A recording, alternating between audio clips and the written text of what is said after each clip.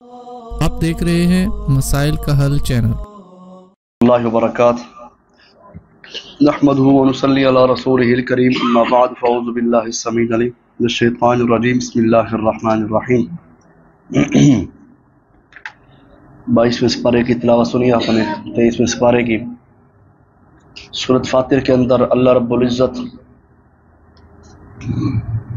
فرماتے ہیں یا ایھا الناس انتم الفقراء الی اللہ واللہ هو الغنی الحمید۔ دنیا کائنات کے سارے لوگوں، امیر غریب عربی اجمی کالے گورے بادشاہ گدھا، سارے اللہ فرماتے ہیں انتم الفقراء الی اللہ، سارے میرے در کے فقیر ہیں۔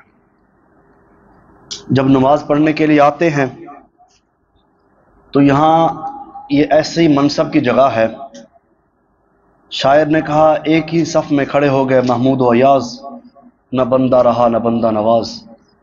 یہ وہ جگہ ہے جہاں امیر غریب سارے، اب کوئی کہاں سے آیا بیٹھا ہے، کوئی کہاں سے، کوئی کس چیز کا مالک ہے، کوئی کس چیز کا مالک ہے، کوئی غریب ہے، کوئی دہاڑی دار مزدور ہے، کوئی کسی جاب کے اندر ہے، لیکن انتم الفقراء الی اللہ، سارے اللہ فرماتے ہیں میرے در کے فقیر ہیں۔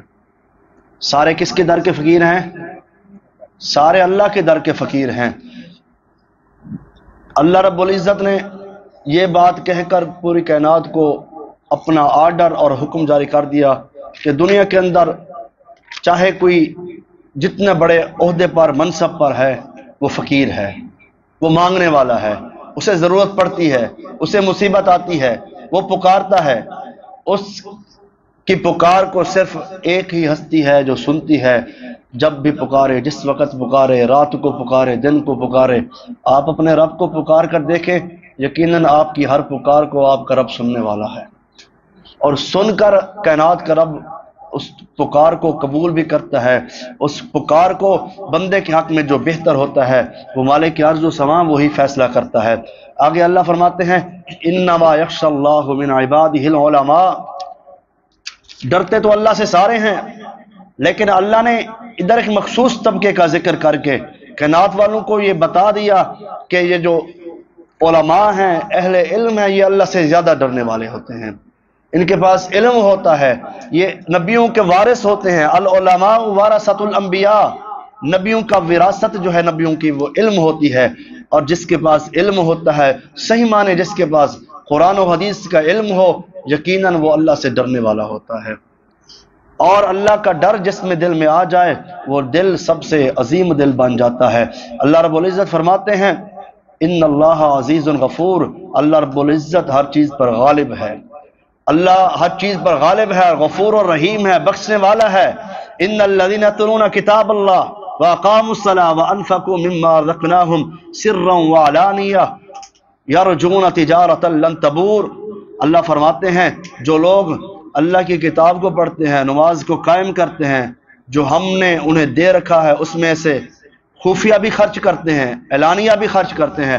خفیہ ایسا خرچ کرتے ہیں کسی کو پتہ نہیں ہوتا، اعلانیہ ایسا خرچ کرتے ہیں اس لیے خرچ کرتے ہیں کہ اس کو دیکھ کر دوسرا خرچ کرے، تو یہ بھی اللہ کے بندوں کی عظیم صفت ہے کہ وہ اس نیت سے دیتے ہیں کہ ان کو دیکھ کر دوسرا بھی اللہ کی راہ میں خرچ کرے، اور وہ خفیہ اس لیے خرچ کرتے ہیں کہ کل قیامت کے دن اللہ کے عرش کے سائے کے نیچے کھڑے ہو جائیں گے۔ یہ خفیہ خرچ کرنے والے کل قیامت کے دن اللہ کے عرش کے سائے کے نیچے کھڑے ہوں گے۔ اللہ رب العزت فرماتے ہیں تجارت لن تبور، اور یہ جو تجارت ہے اس کے اندر لن تبور، خسارہ ہے ہی نہیں۔ یہ ایسی تجارت ہے جو بندہ اللہ کی راہ میں دیتا ہے، وہ ایسی تجارت ہے اس کے اندر گھاٹا ہے ہی نہیں، خسارہ ہے ہی نہیں، نفع ہی نفع ہے، اس کے اندر پروٹوکول ہی اس قدر ہے۔ اللہ رب العزت بندے کو نوازنا چاہتے ہیں۔ حضرات ذی وقار آگے سورۃ یاسین بھی سنی آپ نے، سورۃ صافات سنی۔ سورۃ صافات کے اندر اللہ رب العزت نے سیدنا ابراہیم علیہ السلام کی اس قربانی کو ذکر کیا جس کی وجہ سے وہ رب کے خلیل بن گئے تھے، جس کی وجہ سے وہ رب کے محبوب بن گئے تھے، جس کی وجہ سے وہ رب کے پیارے بن گئے تھے۔ حضرات رب نے بیٹا دیا، اتنے عرصے کے بعد دیا، مانگتے رہے، بڑھاپا آ گیا، رب سے مانگتے رہے، مایوسی نہیں آئی۔ انسان کو مایوسی نہیں اختیار کرنا چاہیے۔ لا تقنطوا من رحمت اللہ، اللہ فرماتے ہیں دنیا کائنات کے اندر اتنے انسان گناہ کر لے، زمین و آسمان بھر جائے گناہوں سے، پھر بھی اللہ فرماتے ہیں لا تقنطوا من رحمت اللہ، میری رحمت سے مایوس نہیں ہونا چاہیے، اللہ کی رحمت سے۔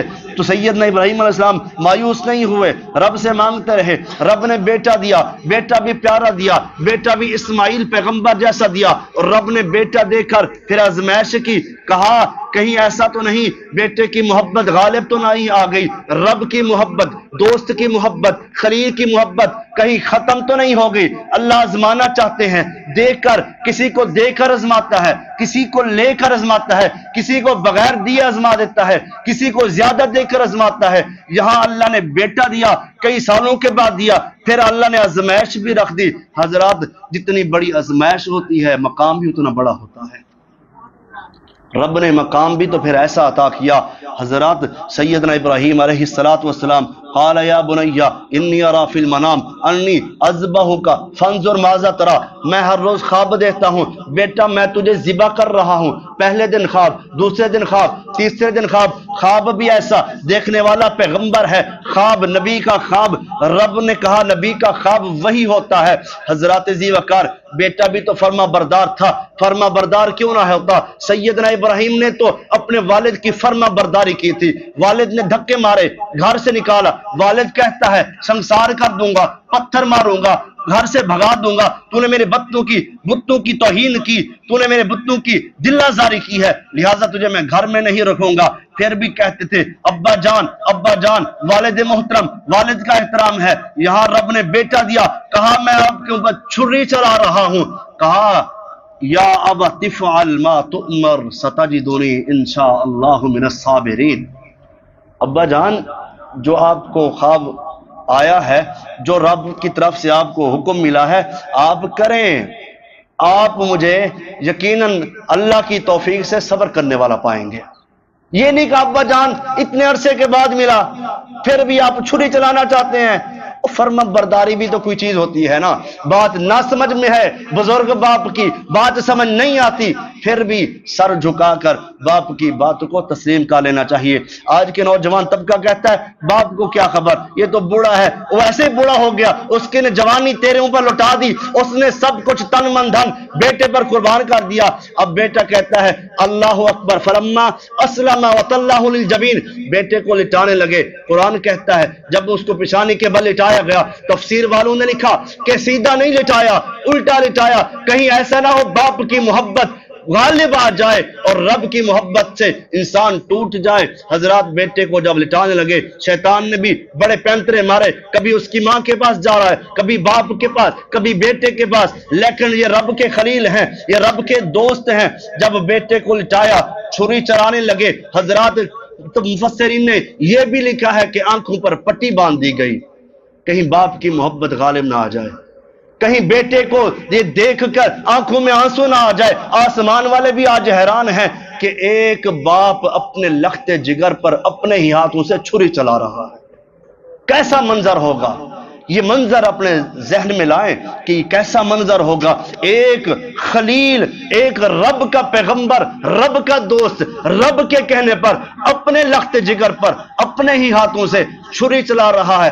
آج کوئی باپ ہے اپنے بیٹے کو چھری پر چلائے یا تھپڑ مارے پھر بعد میں بیٹے کو سینے سے لگاتا ہے؟ یہ باپ ہے جس کی محبت ہے رب کی محبت میں اپنے ہی لخت جگر پر، اس کی گردن پر اللہ کے نام سے چھری چلا رہا ہے۔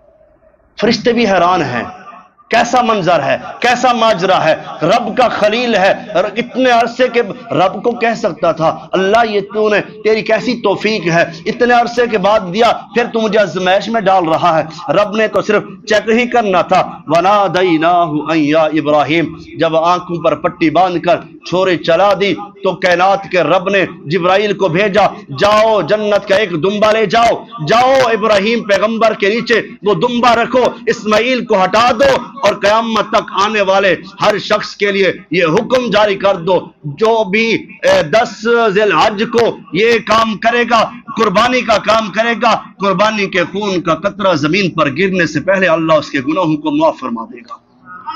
قیامت تک میرے رب نے اس کو سنت ابراہیمی بنا دیا۔ اللہ فرماتے ہیں وَنَادَيْنَاهُ أَن يَا ابراہیم، اللہ نے آسمان سے پکارا، کہا اے ابراہیم قد صدقت الرؤیا، آپ نے تو اپنا خواب سچ کر کے دکھایا ہے، ہم تو آپ کو آزما رہے تھے، ہم تو آپ کی آزمائش کر رہے تھے، ہم تو آپ کو آزمانا چاہتے تھے، ہم چاہتے تھے ہمارا حبیب ہمارا دوست کہیں دوسرے کا تو نہیں ہو گیا، رب چیک کر رہے تھے، رب امتحان لے رہے تھے، پھر وہ رب نے کہہ دیا اِنَّا كَذَلِكَ نَجْزِي الْمُحْسِنِينَ، اللہ فرماتے ہیں یقیناً ہم نیکی کرنے والوں کے ساتھ بہترین اور اچھا صلہ کیا کرتے ہیں، ہے یہ بھی رب کا دوست ہے۔ آگے بھی آپ نے سنا وَإِنَّ يُونُسَ لَمِنَ الْمُرْسَلِينَ اِذْ أَبَقَا إِلَى الْفُلْكِ الْمَشْحُونِ، حضرات سیدنا یونس پیغمبر کا تذکرہ بھی بالاختصار علیہ السلام علاقے کو چھوڑ کر چلے گئے، اب جس کشتی میں سوار ہوئے اس کشتی میں پہلے بھی بڑا رش تھا، کشتی کے اندر پہلے بھی جگہ نہیں تھی، تو سیدنا یونس علیہ السلام نے زبردستی اس کے اندر بیٹھ گئے، جگہ بھی نہیں ہے، یونس علیہ السلام کشتی کے اندر بیٹھ گئے۔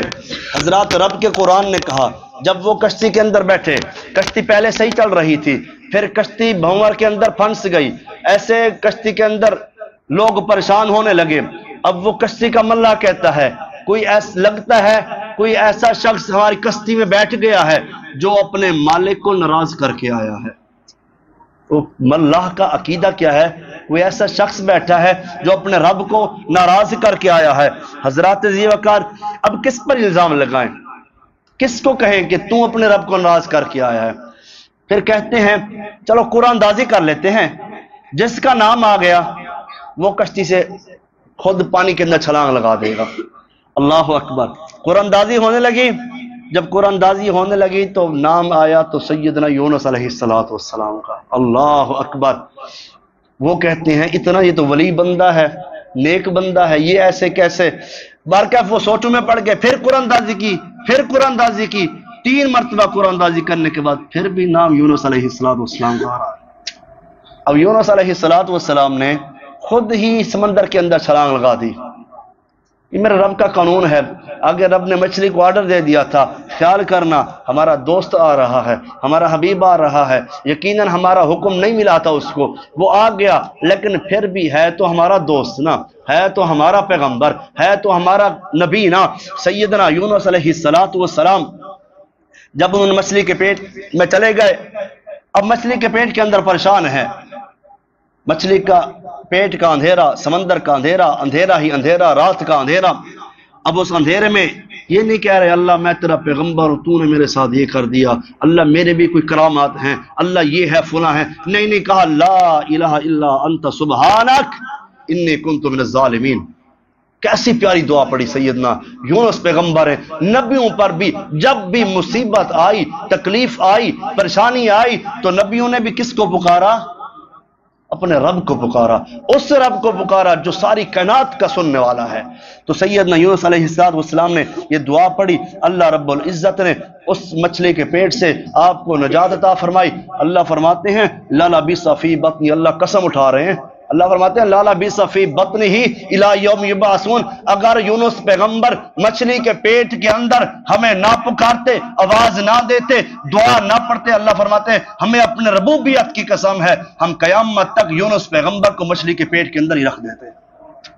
کون پوچھنے والا ہے؟ کوئی ہے جو رب سے پوچھے؟ کوئی ہے اس سے سوال کرے؟ لیکن وہ رب مشفیق ہے، وہ رب غفور الرحیم ہے، بندوں سے محبت کرنے والا ہے۔